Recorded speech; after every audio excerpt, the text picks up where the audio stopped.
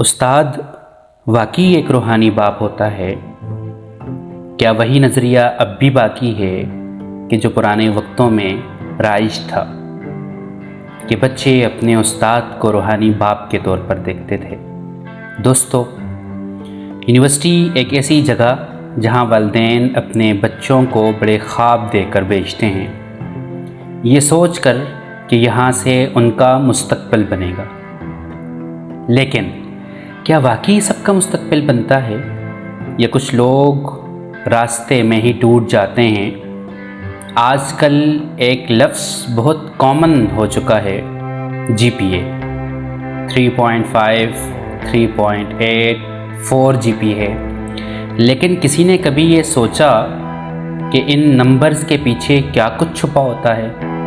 Class room میں ایک استاد کھڑا ہوتا ہے، ہاتھ میں حاضری، اسائنمنٹس اور سب سے اہم نمبرز کی طاقت، اور سامنے بیٹھے ہوتے ہیں طلباء جن کے لیے یہی نمبرز ان کا مستقبل ہوتے ہیں۔ یہاں تک تو سب ٹھیک ہے، لیکن مسئلہ وہاں شروع ہوتا ہے جب یہ طاقت ذمہ داری سے نکل کر کنٹرول بن جاتی ہے۔ کچھ طلباء آہستہ آہستہ آواز میں کہتے ہیں، اگر سر میڈم خوش ہوں تو نمبر بہتر آتے ہیں۔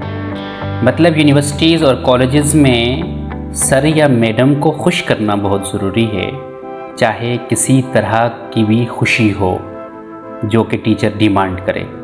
یہ جملہ چھوٹا ہے، لیکن اس کے پیچھے ایک بڑا سوال چھپا ہے۔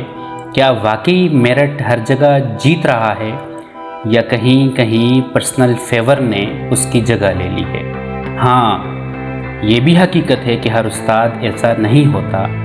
ہزاروں اساتذہ آج بھی ایمانداری سے پڑھا رہے ہیں، طلباء کو موٹیویٹ کر رہے ہیں، لیکن کچھ کیسز ایسی بھی سامنے آتے ہیں جہاں باؤنڈریز کراس ہو جاتی ہیں، جہاں ایکسٹرا گائیڈنس کے نام پر غلط ایکسپیکٹیشنز رکھی جاتی ہیں، اور پھر شروع ہوتا ہے ایک خاموش جنگ۔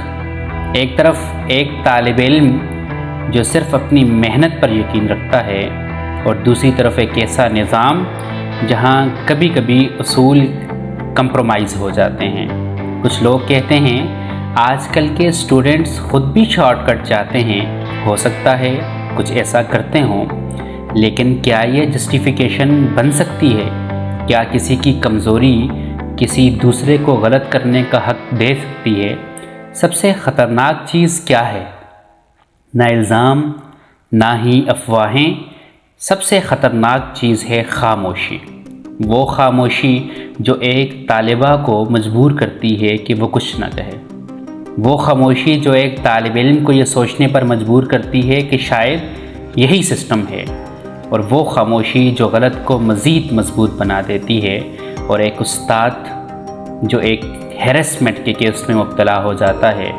وہی بچی کہ جو یونیورسٹی میں، کالج میں تعلیم حاصل کرنے جاتی ہے، وہ بلیک میلنگ کا شکار ہو جاتی ہے، جی پی اے کے نام پر نمبرز کی آڑ میں جو کچھ اس کا استاد محترم کہتا جاتا ہے وہ سنتی جاتی ہے۔